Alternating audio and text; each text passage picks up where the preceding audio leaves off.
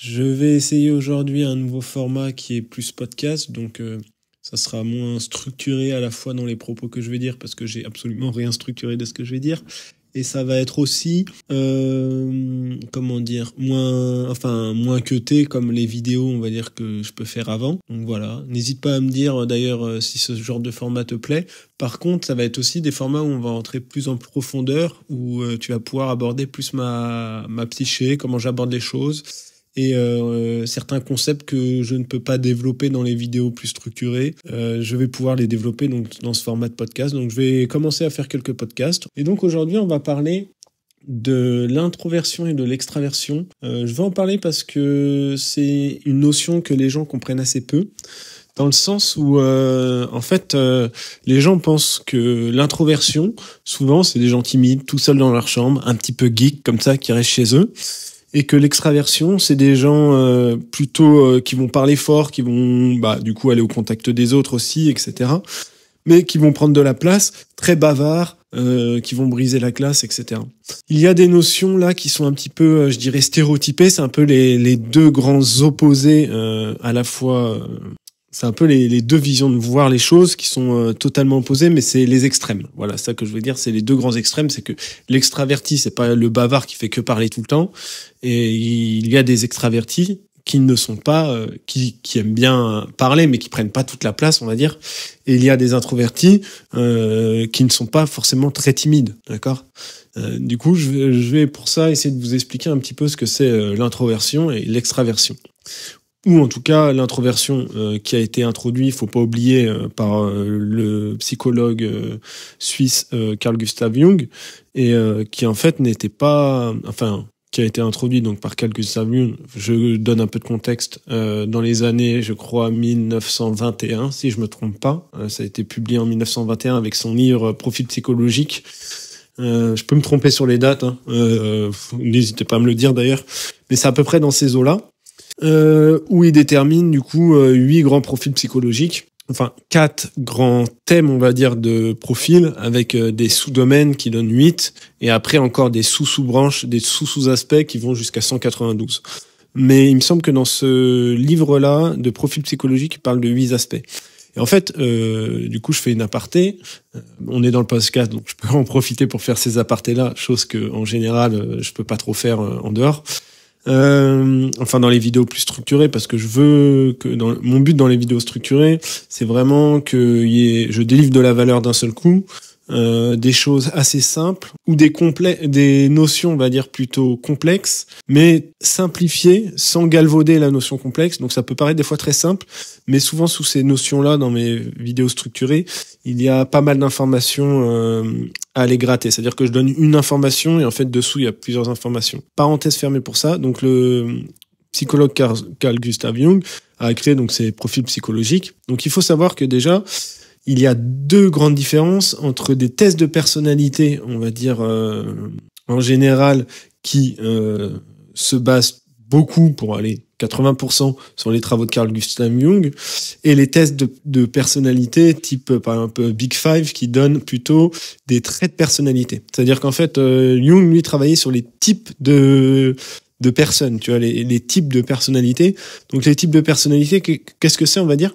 Quand on étudie, on va dire, une personne ou son intérieur, sa vie intérieure, il y a deux grands aspects, comme en biologie, comme on a vu en terminale. Il y a le côté acquis, donc et le côté inné. Le côté inné, c'est ce qu'on est, on va dire, qui on est depuis notre naissance, qui s'explique apparemment au niveau neuroscientifique sur qui se forment en fait apparemment avec les explications neuroscientifiques quelques semaines avant la naissance et quelques semaines après la naissance. Donc ça, c'est, on va dire, l'inné, ce qu'on est fondamentalement, la pierre angulaire de ce qu'on est. Et il y a aussi la personnalité acquise, c'est ce qui s'apparente plutôt au test de personnalité sur les traits de personnalité. C'est-à-dire qu'on va te prendre par exemple, je sais pas, ça pourrait être, on prend un domaine et on va aller de 0 à 10 et où est-ce que tu te trouves à ce moment T dans ce domaine. Donc le Big Five, le test de personnalité de Big Five, c'est pas un test que je connais en profondeur, mais c'est un test en fait qui qui va te donner ces traits de personnalité-là. Mais ces traits de personnalité-là, ils évoluent au fur et à mesure, d'accord? Donc, par exemple, si on revient sur l'introversion et l'extraversion, est-ce que je suis très introverti? Donc, quelqu'un d'introverti, par exemple, qui, au fur et à mesure du temps, va apprendre à se sociabiliser, va apprendre à être peut-être, prenons l'extrême exemple du quelqu'un d'extra timide qui ne parle pas, bah, peut-être au fur et à mesure des années, qui va grandir, le collège, le lycée, et puis après, il va devenir de moins en moins timide. Et donc, sur un test de trait de personnalité, et ben, ça évolue au fur et à mesure du temps. Ce qui nous intéresse là aujourd'hui, c'est plutôt les types de personnalités, parce que en fait, c'est ce qui m'intéresse. On va dire, c'est plus la nature profonde et on peut travailler dessus. Mais c'est déjà de connaître qui je suis pour pouvoir utiliser mes forces, voir mes faiblesses et forces et faiblesses entre guillemets. Hein, c'est pas positif ou négatif, c'est juste que on a des facilités à faire quelque chose et on a plus de difficultés à faire quelque chose, comme par exemple d'ailleurs lorsque l'on écrit, pour la plupart d'entre nous, si je vous demande là de prendre un crayon, vous allez avoir une facilité à écrire d'une certaine main. Pour la plupart d'entre nous, je crois que c'est 90-95% des gens dans le monde occidental, c'est la main droite, d'accord? Si on écrit mieux de la main droite, au niveau neurologique, ça veut dire que notre aire de langage est située dans l'hémisphère gauche. Et inversement, si on écrit mieux de la main gauche, ça veut dire que notre aire de langage est située dans l'hémisphère droit. Et donc, si tu écris mieux de la main droite, et ben en fait, ça va te demander plus d'attention et plus de difficulté d'écrire de la main de gauche. Mais si tu t'entraînes à écrire de la main gauche, bah oui, forcément, au bout d'un moment, tu vas forcément écrire de la main gauche et de plus en plus facilement. Mais ça demande un entraînement, d'accord?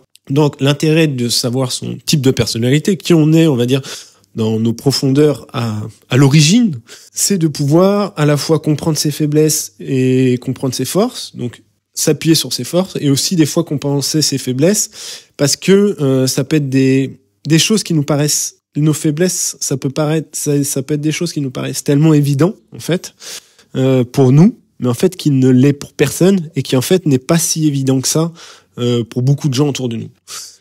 Si je donne un exemple, quel exemple que c'est?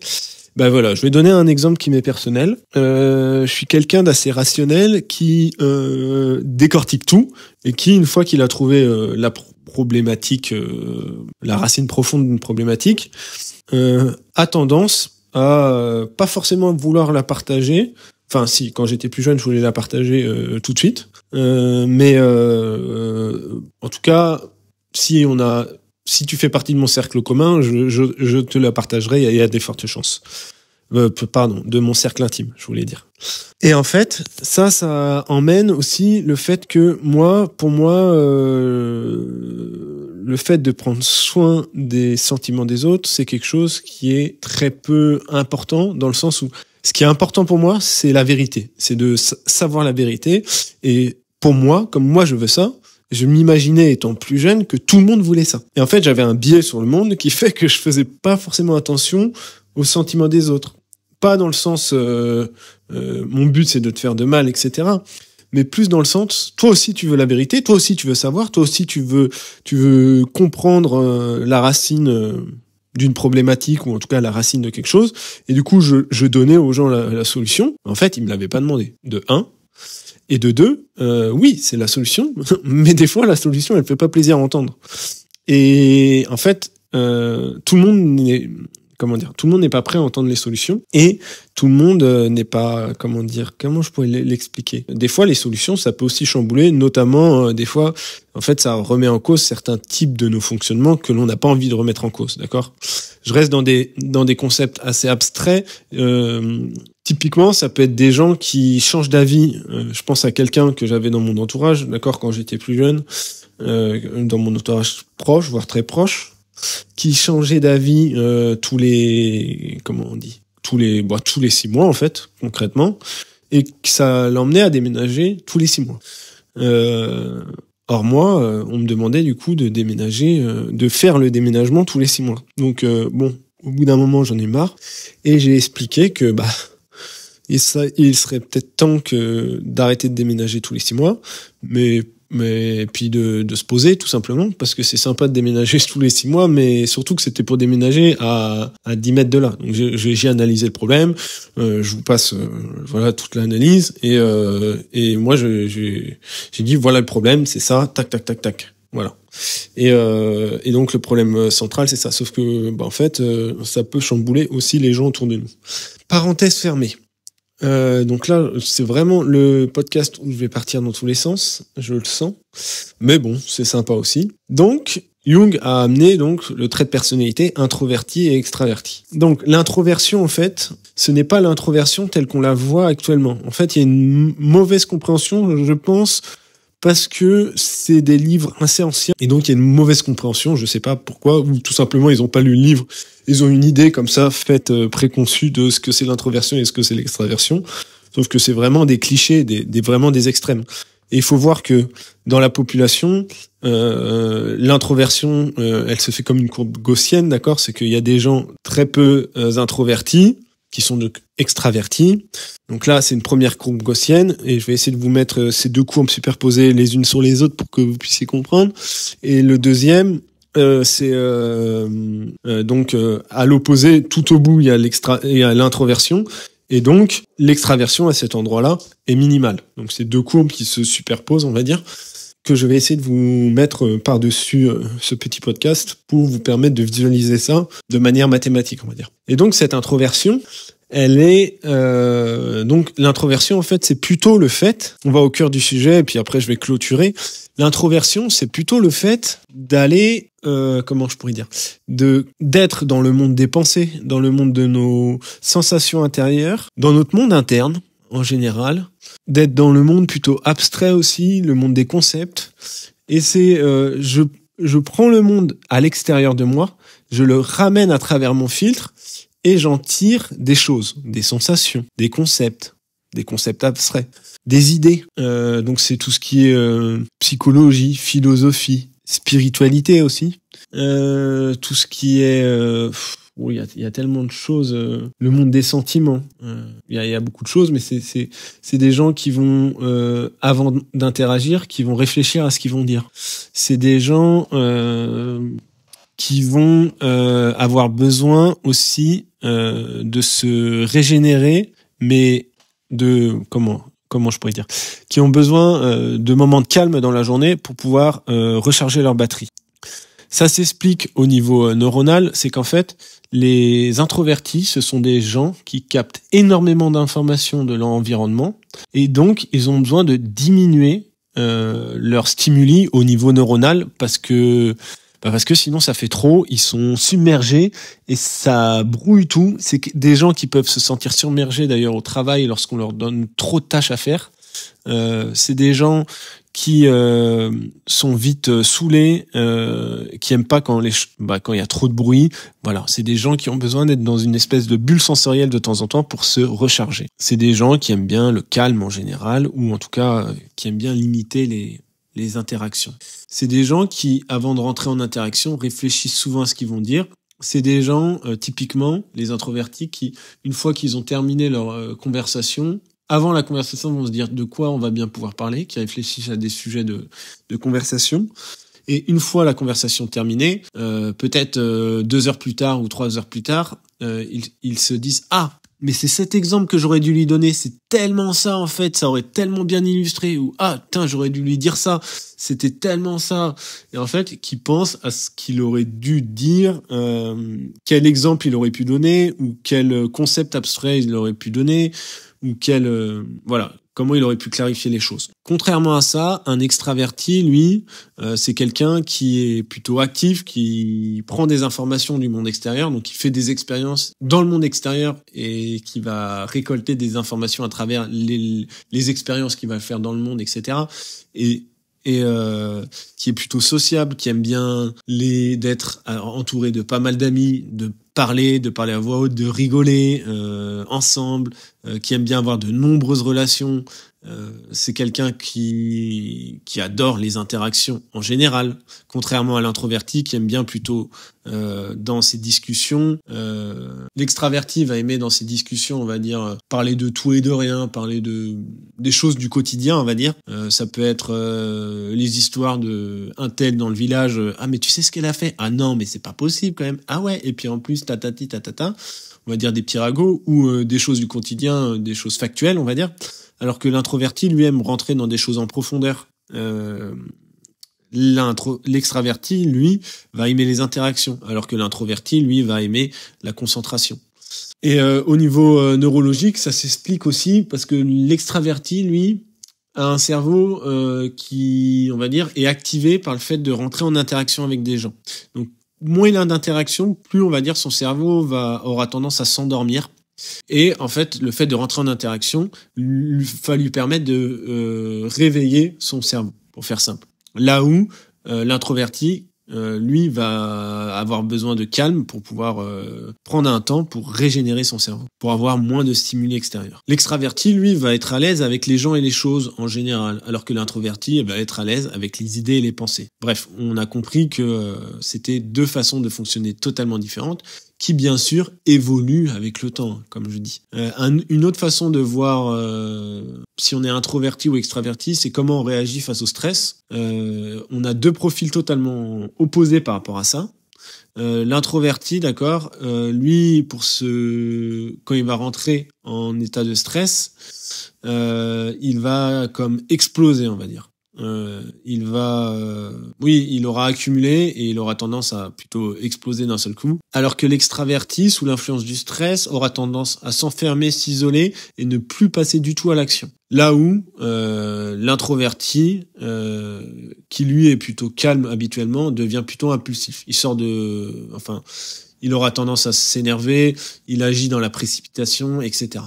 Donc, face au stress, c'est aussi une manière de savoir si on est introverti ou extraverti. Bon, pour résumer, du coup, si vous êtes introverti, vous vous ressourcez quand vous êtes plutôt isolé. Vous aimez passer de nombreux moments calmes dans une journée pour pouvoir vous sentir bien, pour pouvoir vous sentir rechargé. L'intimité avec soi-même, mais aussi avec son entourage, c'est-à-dire avoir des relations, on va dire, triées sur le volet, où on peut rentrer en profondeur avec les gens, c'est-à-dire vraiment dans l'intimité des gens, d'accord ? C'est comme un besoin vital. Vous avez besoin aussi plutôt de fermer la porte de votre bureau si vous travaillez dans un bureau, de travailler dans un endroit calme. C'est favorisant pour vous. Le bruit vous fatigue énormément. Vous avez plutôt du mal à briser la glace quand vous rencontrez des gens. Ça vous demande du temps, un temps d'observation de comment sont les gens pour savoir comment agir. Donc, vous, comme je viens de vous dire, vous réfléchissez avant d'agir. Vous exprimez la plupart du temps qu'une fois que vous avez réfléchi déjà à un sujet. Alors que les extravertis, eux, s'expriment à tout va, on va dire. Ils n'ont pas besoin de réfléchir. Pas dans le sens c'est des gens qui sont bêtes, mais c'est des gens ils ne considèrent pas nécessaire de donner le résultat de leur pensée. Donc il faut plutôt forcer un introverti à parler. Et l'introverti adore approfondir des sujets pour comprendre ses mécanismes en profondeur. Là où l'extraverti sera plutôt quelqu'un qui sera énergisé quand il est dans l'action, quand ça bouge autour de lui.